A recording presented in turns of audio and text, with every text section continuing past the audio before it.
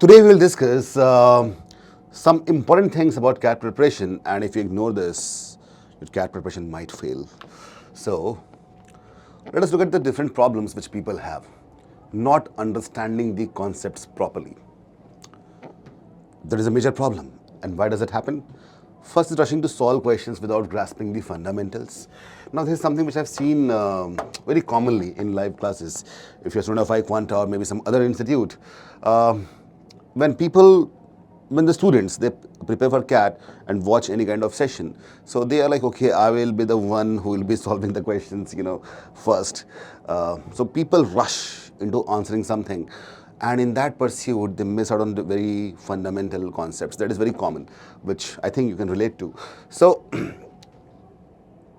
sometimes people feel that they have understood the fundamentals, but the problem is they actually haven't, because somehow their brain is more focused towards solving the question quickly or quicker than the other aspirants in the class, but it's not going to help much actually.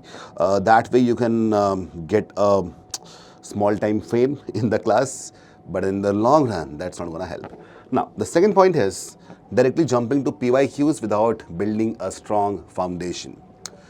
I suggest my students that you should actually solve the PYQs in the first stage itself. When I say first stage, that doesn't mean that you directly go and you haven't gone through the concepts, through fundamentals. We directly go on to PYQs, Google it out, and go to the websites and just kind of look at all the questions. And that is going to do two kind of things. First, the strong foundation is not there. You won't be able to analyze the paper correctly. Point number one. Point number two, this can generate a feeling of fear. You will say, oh, CAT is so difficult. So the first day itself, your morale will go down. And that is not a good thing. You know that, right? Coming to the third point, trying to solve difficult questions without clarity on basic concepts.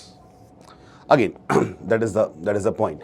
So when you do not understand the concepts properly, these all things can happen. So these are the actions that you perform, and based on those actions, your fundamentals never get cleared. So you should not ignore this. First thing first, you should build a solid foundation, and for that, iQuanta has 3 different modules. It's called VARC, not just VARC, it's Engineers VARC.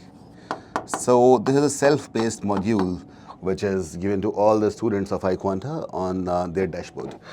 Second is non-engineers QA. So non-engineers QA is a collection of bite-sized videos on the NCERT books starting from standard 6th to standard 10th, which is the major part of CAT QA. And then LRDI Essentials, which we have created recently. Here we have given the foundations, the terminology that is used in LRDI questions, the puzzles. Also, what goes on in the mind of question creator while making an LRDI puzzle. Because LRDI is somehow touted to be the most difficult section of CAT, because, okay, you must have done mathematics in school. When we come to VARC, that's basically English language, which people know. But logical reasoning or data interpretation is something which we haven't done in schools or colleges, so that is very new to us.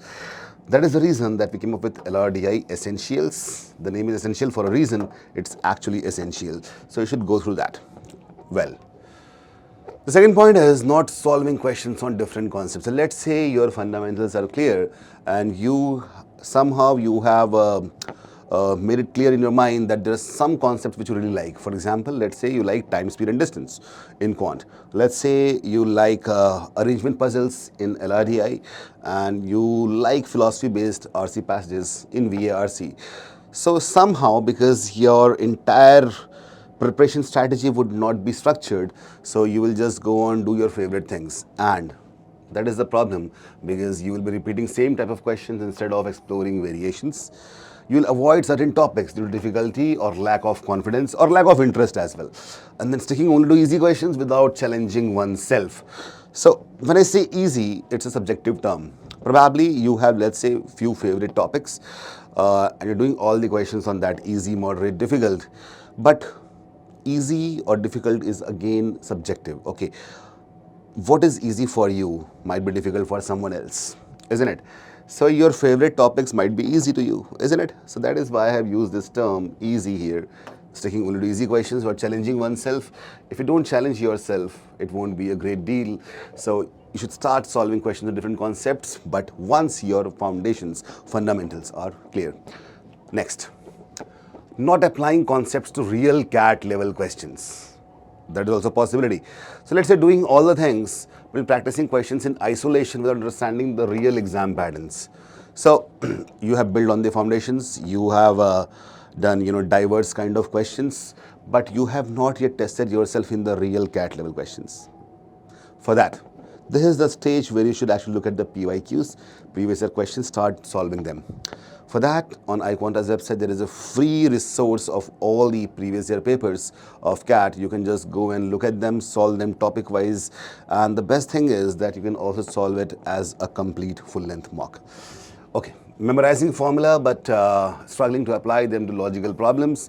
That's also a thing. People sometimes ask me, sir, just give me all the formula sheet of quant and any kind of tools that we can use for DI or VARC cheat sheets, etc., which we have kind of created.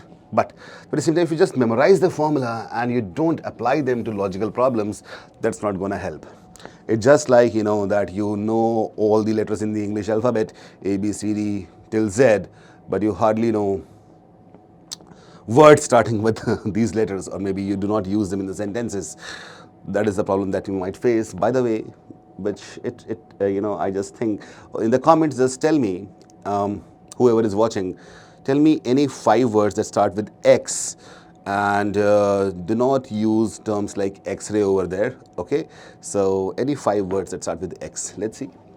Failing to bridge the gap between theoretical knowledge and application. Theory and application. So again, there are some people I have seen, they're great at theory. They know almost everything. When it comes to real application, they somehow falter. This is very common in the people who are experts in teaching but not solving. Okay, so you must have seen, or probably if you have taught someone, you must be knowing that you know so many theoretical things. You know all the formulae, all the concepts, but somehow your student might get more marks than you. So I'm not saying that you start teaching someone, just that application is something which is very much important, because some people who know the theory, they become very famous, popular. That's kind of reward mechanism you get from your friends, peers. They'll say, oh wow, you know so much, it's so exciting. But the problem is, you know so much, but do you really apply it somewhere? That is something which those peers are not seeing. That is something which only you can see. So start applying your theoretical knowledge in the real life. Not real life, but real question application. Well, next is not practicing enough under time pressure.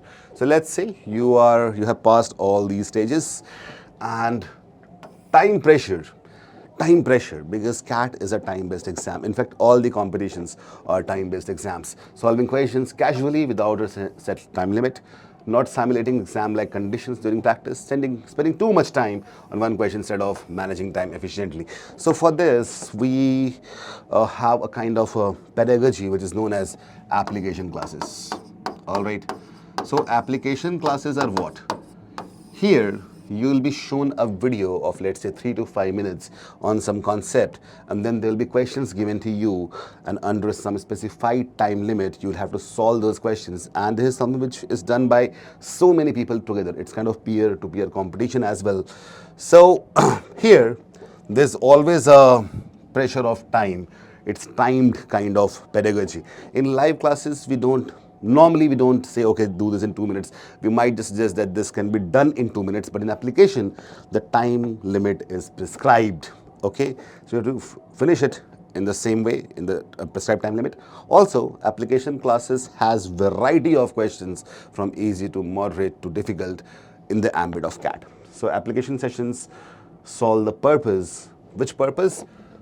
Practicing enough under time pressure. Once you're done with the live conceptual class, The faculty member has come in front of you, discussed all the concepts, sub-concepts, solved so many questions, and after that, just after that, there will be an application session. A gap of 1 hour is there, and in that application session, everything that you have studied would be, different questions will be given to you under timed environment. Well, next is not learning alternative methods and shortcuts. Sticking to conventional methods instead of exploring efficient techniques. So there's something which I have seen in majorly arithmetic part of quant. Arithmetic, which is something which we have done in your schools also, from standard 6th to 10th, majorly in 8th. We have done so many things already, like percentages, ratios. So people are like, okay, these are conventional methods which we know already, so I will do like this only. It's a good thing. But the problem is, probably you won't be able to solve the required number of questions in quants which can actually make you clear the cutoff, because all the B schools, majority of B schools in India look at the sectional cutoffs. That is very important. So conventional methods might come in handy, but they might, you might spend more than required time on one simple concept, one simple question. So exploring efficient techniques is also part of application classes as well as live conceptual classes. Ignoring shortcut techniques that can save crucial time in the exam. Some people say, I have seen that the shortcuts don't work. I'll tell you what. Shortcuts work, but only when you know the long method or the conventional method. I'll just give you a kind of analogy. Let's say I travel a lot, okay? So I traveled from Delhi to Ladakh on my bike, okay? So someone asked me, my friend, okay, Abhishek, tell me, that what has to be done, what all things, where do I have to stay, what should be the itinerary, all that stuff. So you know what, I know all the short or maybe time-saving techniques to reach from Delhi to Ladakh. Why? Because I have gone through that. The next time when I go, I will save some time. Let's say I took X hours initially in the beginning. The next time I might take X minus 2, then X minus 4. And then it might be possible that I take X minus 10 hours. Why? Because I know the shortcuts. Why do I know the shortcuts? Because I have walked the long route. Okay. Having said that, so I told my friend that I can just guide you whenever you are in a problem while traveling, but I won't be telling you the exact itinerary, because that is not I should be doing. Otherwise, you won't be able to respect the shortcut. Okay, so this is something which I want you guys to understand, that conventional approaches should be learned. Automatically you will develop an acumen after practicing that there might be a shortcut, and that's the point where we come in and we say, okay, this was a shortcut. You'll say, oh yes, I saw that, probably it was in my mind, I could never figure it out, but yes, that is there. The shortcuts would be understood logically or respected only when you have walked the long route. Okay. Not understanding when to apply which approach for maximum efficiency, obviously it's covered in the same thing, because we don't learn the alternative methods. All right, so we are in arithmetic. We are now starting with the next week with time, speed and distance. So that is the last moment to enroll in the first batch. After we'll be starting with the second batch. So you can just get enrolled, and the classes that you have missed, numbers would be repeated, and percentages would be given to you as recording, which you just learn with a 2x speed, watch the recording and get going. So if you want to enroll here, just be there, and I'll see you in the classes. Thank you.